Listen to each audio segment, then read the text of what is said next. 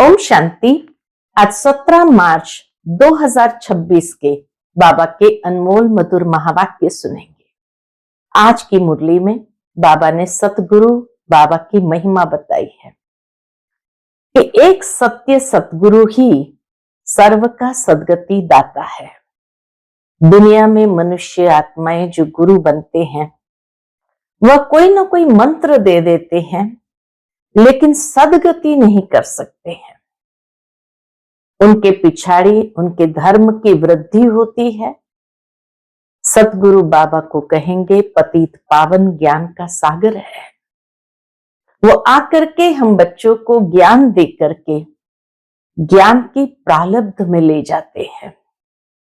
साथ ही साथ बाबा कहे ये सत्य सतगुरु ही हमें सच्ची सत्यनारायण की कथा सुना करके सच्चे सच्चे श्री लक्ष्मी श्री नारायण बनाते हैं। भारत को अंधियारे से सोजरे की ओर ले जाते हैं और सभी भारतवासियों को भी बहुत सुखी संपत्तिवान बना देते हैं। बाबा कहते भारत जैसा एवर हेल्दी वेल्दी हैप्पी कोई खंड नहीं होता है। तो ये सतगुरु बाबा की विशेष महिमा है। तो सुनते हैं आज के बाबा के अनमोल मधुर महावाक्य। ओम शांति।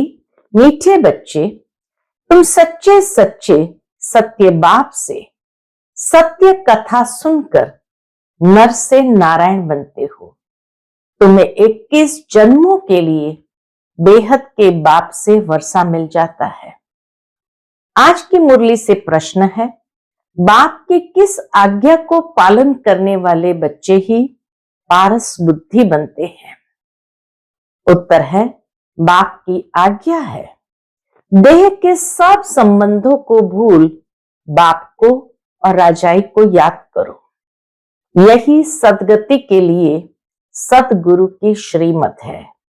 यही सद्गति के लिए सतगुरु की श्रीमत है कि देह के सब संबंधों को भूल बाप और राजाई को याद करो। जो इस श्रीमत को पालन करते हैं अर्थात देही अभिमानी बनते हैं, वही पारस बुद्धि बनते हैं। आज की मुरली से पहले गीत बजा है, आज अंधेरे में है हम इंसान। ओम शांति। ये कलयुगी दुनिया है, सब अंधेरे में है। यही भारत सोजरे में था जब यह भारत स्वर्ग था। यही भारतवासी जो अब अपने को हिंदू कहलाते हैं, ये असुल देवी देवताएं थे। भारतवासी स्वर्गवासी थे। जब कोई धर्म नहीं था, एक ही धर्म था, स्वर्ग वैकुंठ बहिष्ट हेवन, ये सब भारत के नाम थे। भारत के नाम क्या थे? स्वर्ग वैकुंठ बहिष्ट हेवन, ये सब भारत के नाम थे। भारत प्राचीन पवित्र बहुत बहुत धनवान था। अभी तो भारत कंगाल है क्योंकि अब कलयुगी है। वह सतयुग था। तुम सब भारतवासी हो। तुम जानते हो हम अंधियारे में हैं। जब स्वर्ग में थे तो सोजरे में थे। अभी हम अंधियारे में हैं। जब स्वर्ग में थे तो सोजरे में थे। स्वर्ग के राज राजेश्वर राज राजेश्वरी लक्ष्मी नारायण थे। उनको सुख धाम कहा जाता है। नए नए आते हैं तो बाप फिर समझाते हैं। बाप से ही तुमको स्वर्ग का वर्षा लेना है, जिसको जीवन मुक्ति कहा जाता है। अभी सब जीवन बंद में है। खास भारत आम दुनिया रावण की जेल शोक वाटिका में है। ऐसे नहीं कि रावण सिर्फ लंका में था और राम भारत में था और उसने आकर सीता चुराई। ये सब है दंत कथाएं। गीता है मुख्य। सर्व शास्त्रों में शिरोमणि श्रीमत अर्थात भगवान की सुनाई हुई गीता। मनुष्य तो कोई की सद्गति कर नहीं सकते, सतयुग में थे जीवन मुक्त देवी देवताएं, जिन्होंने ये वर्षा कलयुग अंत में पाया था। भारत को ये पता नहीं था, न कोई शास्त्र में है। शास्त्र तो सब है भक्ति मार्ग के लिए, वह सब भक्ति मार्ग का ज्ञान है। सदगति मार्ग का ज्ञान मनुष्य मात्र में है नहीं। सदगति मार्ग का ज्ञान मनुष्य मात्र में है नहीं। बाप कहते हैं मनुष्य मनुष्य के गुरु बन नहीं सकते। वास्तव में ये कायदा नहीं कि मनुष्य मनुष्य के गुरु बन सके। गुरु कोई सदगति दे नहीं सकते। वह गुरु कहेंगे भक्ति करो, दान पुण्य करो। भक्ति द्वापर से चली आई है। सतयुग त्रेता में है ज्ञान की प्रारब्ध, ऐसे नहीं वहां यह ज्ञान चला आता है। यह जो वर्षा भारत को था, यह बाप से संगम पर ही मिला था, जो फिर अभी तुमको मिल रहा है। भारतवासी नरकवासी महान दुखी बन जाते हैं। भारतवासी नरकवासी महान दुखी बन जाते हैं, तब पुकारते हैं हे पतित पावन दुख हरता सुख करता। किसका? सर्व का। क्योंकि खास भारत दुनिया आम में 5 विकार है ही है। बाप है पतित पावन। बाप कहते मैं कल्प कल्प कल्प के संगम पर आता हूं और सर्व का सदगति दाता बनता हूं। अबलाओं, अहिल्याओं, गणिकाओं और गुरु लोग जो है उनका भी उद्धार मुझे करना है, क्योंकि यह तो है ही पतित दुनिया। पावन दुनिया सतयुग को कहा जाता है। भारत में इन लक्ष्मी नारायण का राज्य था। ये भारतवासी नहीं जानते कि ये स्वर्ग के मालिक थे। लक्ष्मी नारायण स्वर्ग के मालिक थे। पतित खंड माना झूठ खंड, पावन खंड माना सच खंड। भारत पावन खंड था। इन लक्ष्मी नारायण की सूर्यवंशी डिनास्टी थी। ये भारत है अविनाशी खंड, जो कभी विनाश नहीं होता। जब इनका राज्य था तो और कोई खंड था नहीं, वह सब बाद में आते हैं। शास्त्रों में सबसे बड़ी भूल तो यह की है जो कल्प लाखों वर्ष का लिख दिया है। बाप कहते हैं कि न तो कल्प लाखों वर्ष का होता, न सतयुग लाखों वर्ष का होता। कल्प की आयु 5000 वर्ष है। यह फिर कह देते कि मनुष्य 84 लाख जन्म लेते। मनुष्य को कुत्ता बिल्ली आदि बना दिया है, परंतु उनका जन्म अलग है। 84 लाख योनियों में ले गए।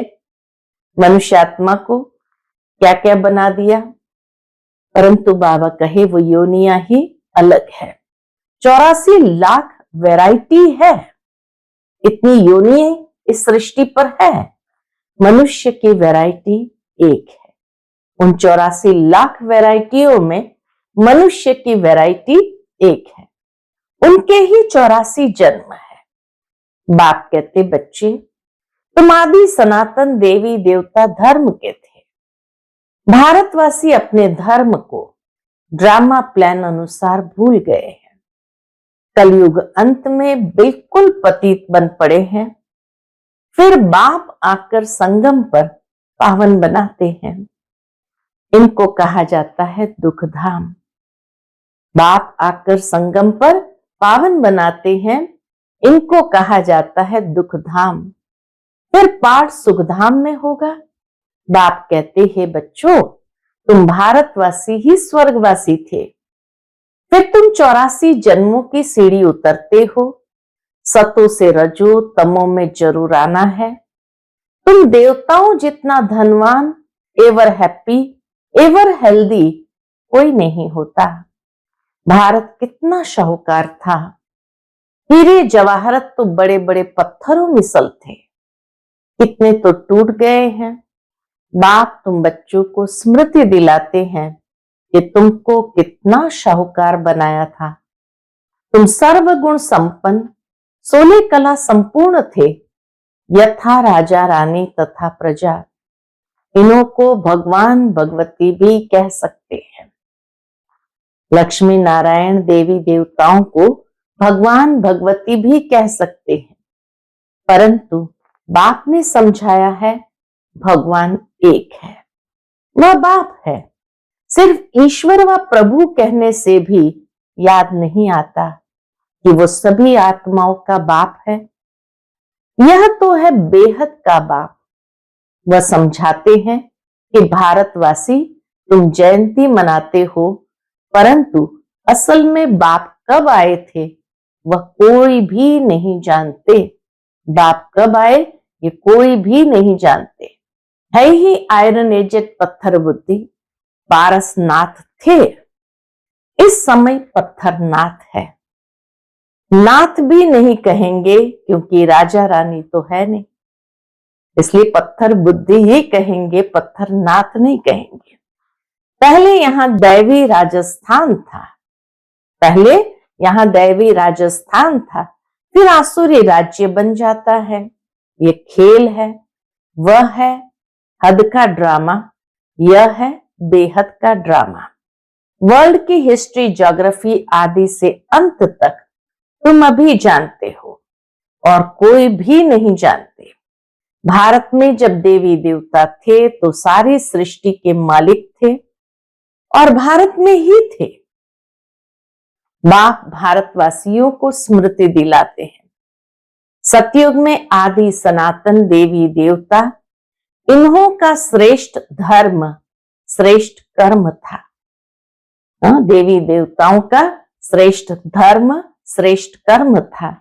फिर 84 जन्म में उतरना पड़े। ये बाप बैठ कहानी सुनाते हैं कि अब तुम्हारे बहुत जन्म के अंत का जन्म है। एक की बात नहीं है, न युद्ध का मैदान आदि है। भारतवासी यह भी भूल गए हैं कि इन्हों का यानी लक्ष्मी नारायण का राज्य था। सतयुग की आयु लंबी करने से बहुत दूर ले गए हैं। बाप समझाते हैं कि मनुष्य को भगवान नहीं कह सकते, मनुष्य मनुष्य की सदगति नहीं कर सकते। कहावत है कि सर्व का सदगति दाता, पतितों को पावन करता एक है। यह है झूठ खंड। सच्चा बाबा सचखंड स्थापन करने वाला है। भक्त पूजा करते हैं, परंतु भक्ति मार्ग में जिसकी भी पूजा करते आए, एक की भी बायोग्राफी को नहीं जानते हैं। शिव जयंती तो मनाते हैं। बाप है नई दुनिया का रचयिता, हेवनली गॉड फादर, बेहद सुख देने वाला। परमात्मा को कहेंगे बेहद सुख देने वाला। सतयुग में सुख था, वह कैसे और किसने स्थापन किया? नरकवासियों को स्वर्गवासी बनाया, भ्रष्टाचारियों को श्रेष्ठाचारी देवता बनाया। ये तो बाप का ही काम है। किसने किया? नरकवासियों को स्वर्गवासी किसने बनाया? भ्रष्टाचारियों को श्रेष्ठाचारी किसने बनाया? इतना सुख किसने दिया? बाबा कहे ये तो बाप का ही काम है।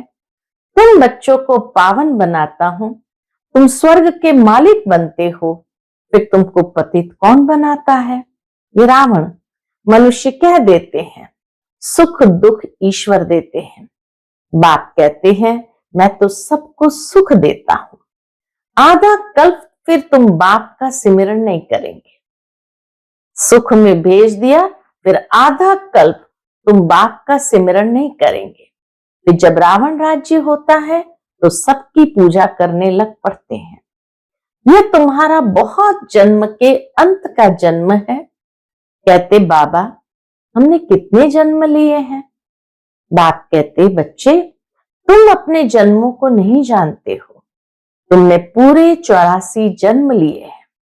तुम 21 जन्म लिए बेहद के बाप से वर्षा लेने आए हो, अर्थात सच्चे सच्चे सत्य बाबा से सत्य कथा नर से नारायण बनने का ज्ञान सुनते हो। यह है ज्ञान, वह है भक्ति। ये स्पिरिचुअल नॉलेज, स्पिरिचुअल रूह आकर देते हैं।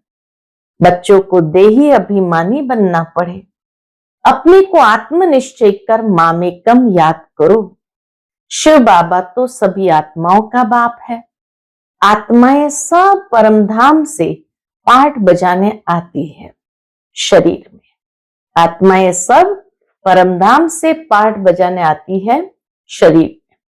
इसको कर्म क्षेत्र कहा जाता है। बड़ा भारी खेल है। आत्मा में बुरे व अच्छे संस्कार रहते हैं।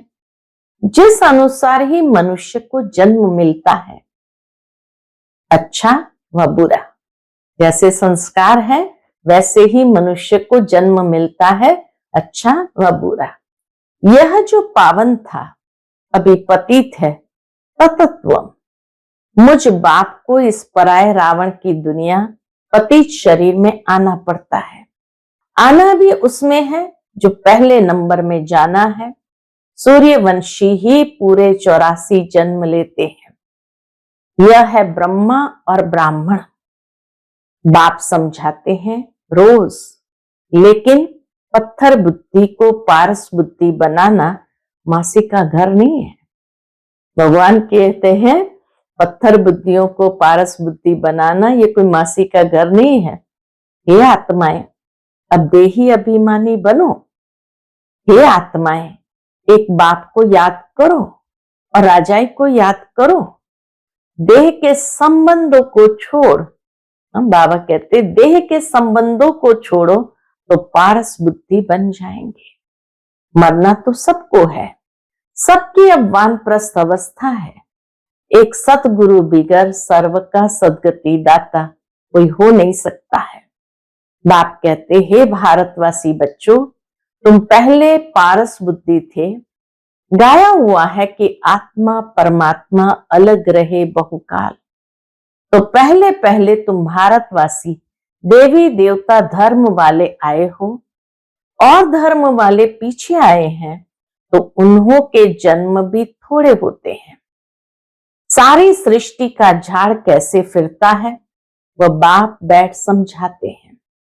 जो धारणा कर सकते हैं उनके लिए बहुत सहज है। आत्मा धारण करती है। पुण्य आत्मा और पाप आत्मा तो आत्मा बनती है।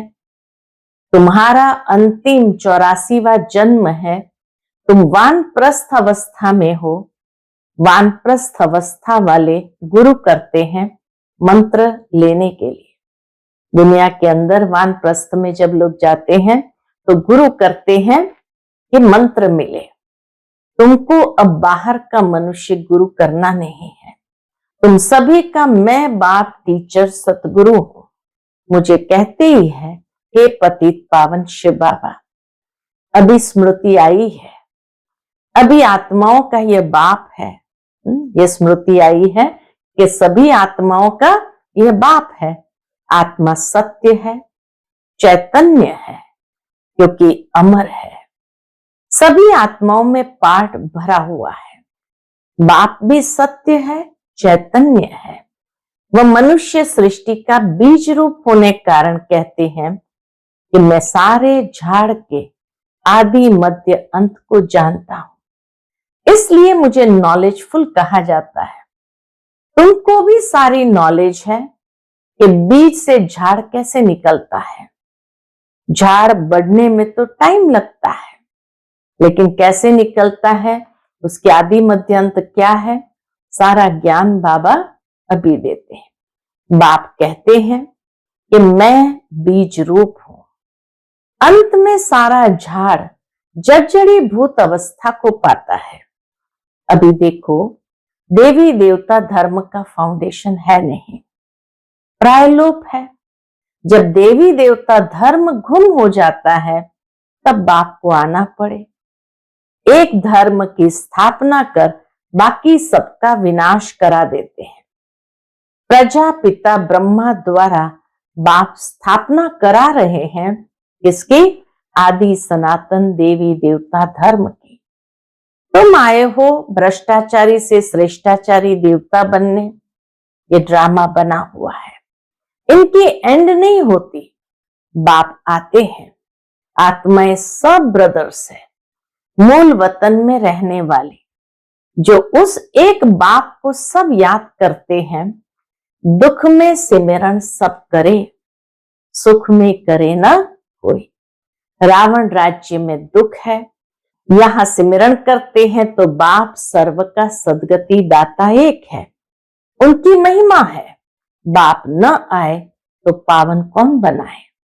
क्रिश्चियन, इस्लामी आदि जो भी मनुष्य है, इस समय सब तमो प्रधान है।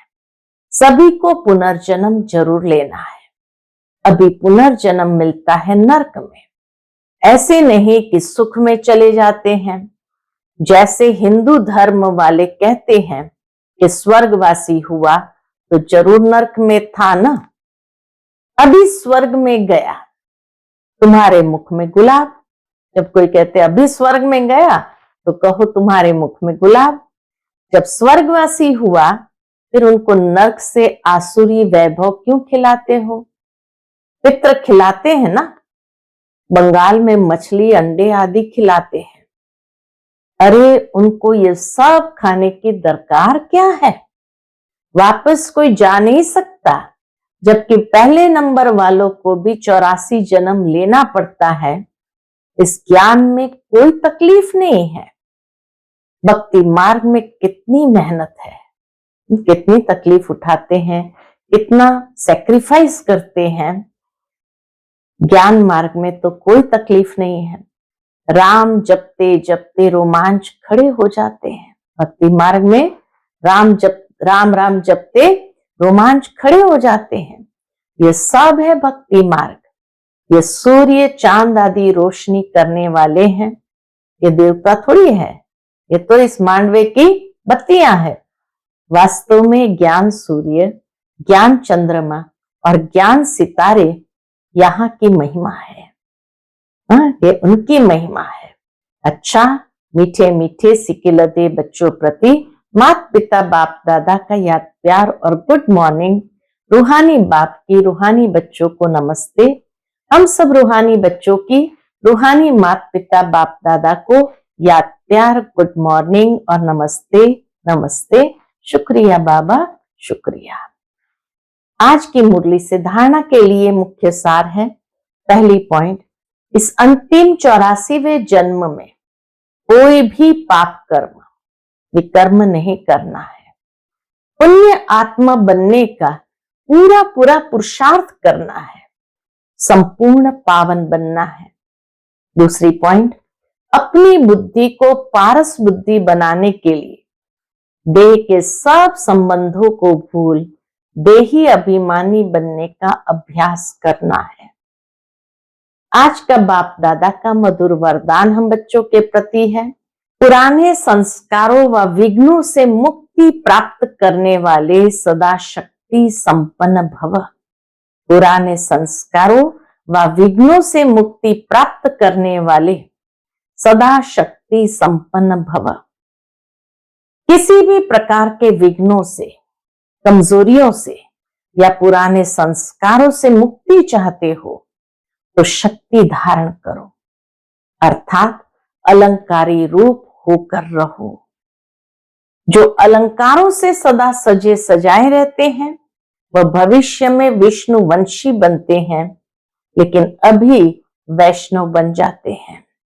उन्हें कोई भी तमोगुणी संकल्प व संस्कार टच नहीं कर सकता। वे पुरानी दुनिया अथवा दुनिया की कोई भी वस्तु और व्यक्तियों से सहज ही किनारा कर लेते हैं। उन्हें कारण अकारण भी कोई टच नहीं कर सकता। उन्हें कारण अकारण भी कोई टच नहीं कर सकता है। आज का स्लोगन है, हर समय हर कर्म में बैलेंस रखना ही सर्व की ब्लेसिंग्स प्राप्त करने का साधन है। हर समय हर कर्म में बैलेंस रखना ही सर्व की ब्लेसिंग्स प्राप्त करने का साधन है। आज का व्यक्त इशारा, निश्चय के फाउंडेशन को मजबूत कर सदा निर्भय और निश्चिंत रहो। उसके अंतर्गत बाबा कहते, जैसे आपस में दो मित्र होते हैं तो उनके बीच यदि कोई उनकी ग्लानि करने आता है तो वह उसके भाव को बदल देते हैं। जहां निश्चय होता है वह शब्द का भाव बदल साधारण बात हो जाती है। तो हरेक की विशेषता को देखो, तब अनेक होते भी एक दिखाई देंगे। एक मत संगठन हो जाएगा। कोई किसके ग्लानि की बातें सुनाए तो उसे टेका देने के बजाय सुनाने वाले का रूप परिवर्तन कर दो। टेका देने के बजाय सुनाने वाले के रूप को परिवर्तन कर दो। अच्छा, ओम शांति।